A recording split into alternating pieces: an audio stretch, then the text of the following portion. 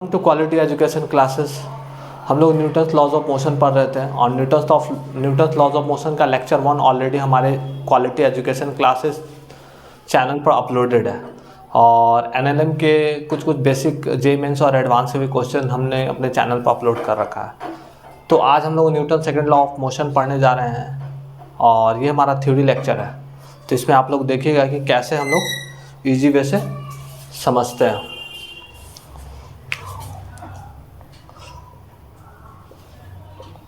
Newton's second law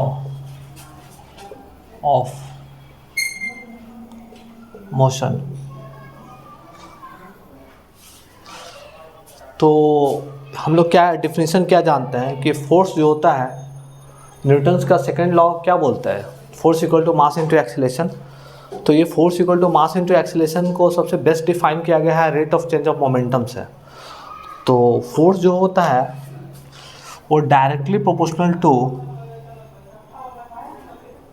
delta P upon delta T, मतलब momentum में जो चेंजेस होंगे उसके प्रोपोर्शनल के बराबर होगा। तो अगर मैं बात करूं कि फोर्स इक्वल टू, इस प्रोपोर्शनलिटी साइन को हटा देंगे तो एक कांस्टेंट है कि delta P upon delta T. अगर मैं टाइम इंटरवल को काफ़ी छोटा कर दूं, अगर लिमिटिंग अप्रोच अगर कर देता हूं इस पार्टिकुलर को, limit delta T tends to 0, then delta P upon delta T क्या हो जाएगा हमारा, के D P upon D T. उसके बाद क्या जानते हैं कि मोमेंटम इक्वल टू हम लोग का क्या होता है, मास इंटू वेलोसिटी। अगर उसको वहाँ पुट कर देते हैं तो क्या होगा, F equal to K into D mass of into velocity upon D T. Mass constant है, डिफ्रेंशिएशन से बाहर कर लीजिए, K M D V upon D T. और rate of change of velocity क्या होता है हमारा, एक्सीलरेशन। तो अगर if K equal to 1, constant of proportionality को 1 लेते हैं तो फोर्स हमारा क्या हो जाएगा, मास इंटू एक्सीलरेशन। तो ये जो हमारा इम्पॉर्टेंट कॉन्सेप्ट क्या है, मैथमेटिकल मॉडल है जो कि न्यूटन्स लॉज ऑफ मोशन से रिलेटेड है। इसमें क्या हम लोगों ने सबसे पहले क्या पढ़ा, फोर्स जो होता है directly proportional to the rate of change of momentum. तो मोमेंटम मतलब होता है मास इंटू वेलोसिटी। मान लीजिए हमारा टी टाइम में वेलोसिटी v है और t plus delta T time में हमारा velocity v plus delta v हो गया। तो अगर मैं बात करूँ कि इनिशियल मोमेंटम अगर मैं बात करूँ तो mv हो जाएगा, और फाइनल मोमेंटम अगर मैं बात करूँ तो m into V plus delta v होता है। तो अगर मैं change in momentum P final minus P initial equal to delta P लिख सकता हूँ ना। तो यहाँ से जब आप कैलकुलेट करेंगे तो m इंटू डेल्टा वी आ जाएगा, ठीक है।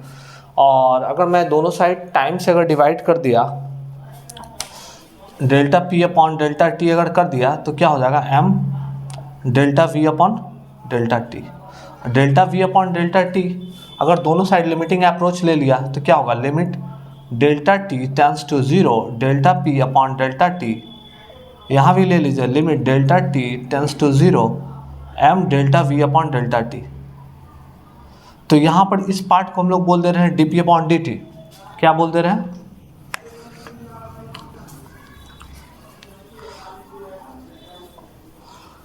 इस पार्ट को हम लोग क्या बोल दे रहे हैं, D P upon D T.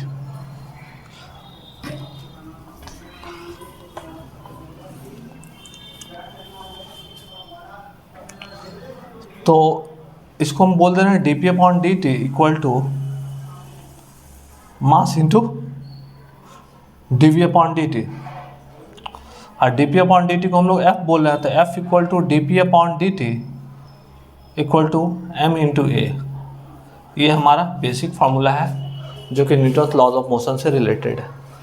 तो एनएलएम का ये जो है हमारा वेक्टर अगर फॉर्मुलेशन अगर लिखते हैं, वेक्टर फॉर्म में इक्वेशन लिखते हैं तो कैसे लिखेंगे, तो वेक्टर फॉर्म में हम दिखाते हैं कैसे लिखेंगे। तो F vector equal to D P vector upon D T equal to M A vector भी लिख सकते हैं। अगर मैं यहाँ पर एफ वेक्टर को कैसे लिख सकता हूँ, एफ एक्स आई कैप, एफ वाई जे कैप, एफ जेड के कैप लिख सकता हूँ।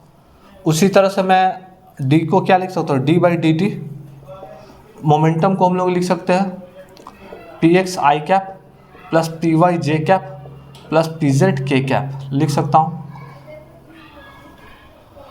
तो इसको अगर मैं सेपरेट अगर डिफरेंट अलग अलग कर दूँ तो D P X by D T I cap plus D P Y upon D T J cap plus D P Z upon D T K cap. अगर इस फोर्स के साथ मैं अगर इंटर रिलेट करूँ तो क्या आएगा हमारा, आप यहाँ से समझ पाइएगा कि F X equal to D P X upon D T आ गया, एफ वाई इक्वल टू हमारा क्या आ गया D P Y upon D T आ गया, और एफ जेड अगर हम लिखेंगे तो D P Z upon D T आ गया। तो अगर मैं मोमेंटम को mass into acceleration in X direction अगर लिख दूँ, मोमेंटम को mass into velocity M into D we x upon D T कर सकता हूँ, इसको लिख सकता हूँ ना। तो इसको m इंटू एक्स लिख सकता हूँ, क्या लिख सकता हूँ force equal to mass into acceleration.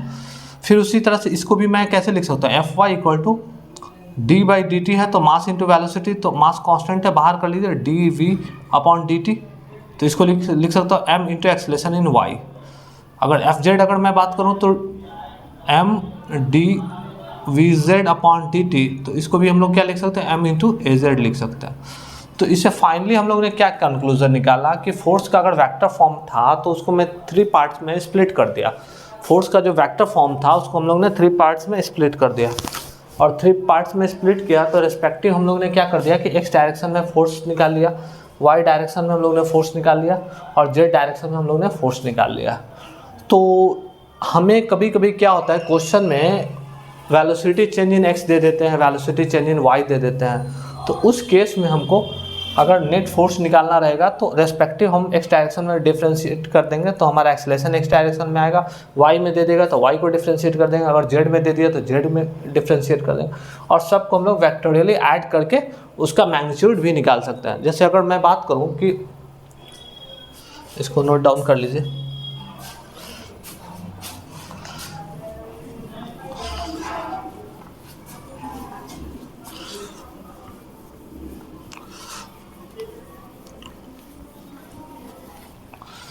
तो हम लोग क्या समझें न्यूटन सेकंड लॉज का एप्लीकेशन है हम लोग के बहुत सारी प्रॉब्लम जो है जेई मेंस और एडवांस में हमारे न्यूटन लॉज ऑफ मोशन से आते हैं। तो हम लोग क्या फाइनली क्या समझे,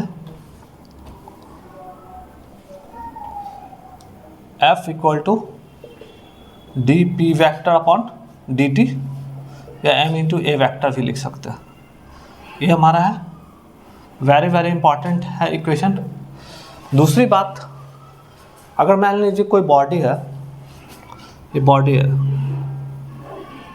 इस डायरेक्शन में मैंने फोर्स लगाया है और बॉडी का मास m है और इसे एक्सेलरेट कर रहा है, तो हम लोग F equal to mass into acceleration, मान लीजिए फोर्स हम लोगों ने लिया 10 न्यूटन और मास हमारा 2 kg का है, तो कितना से एक्सेलरेट करेगा, तो इसमें सिंपल पुट कर देंगे 10 इक्वल टू 2 इंटू ए, तो ए का वैल्यू आ जाएगा 5 मीटर पर सेकंड स्क्वायर।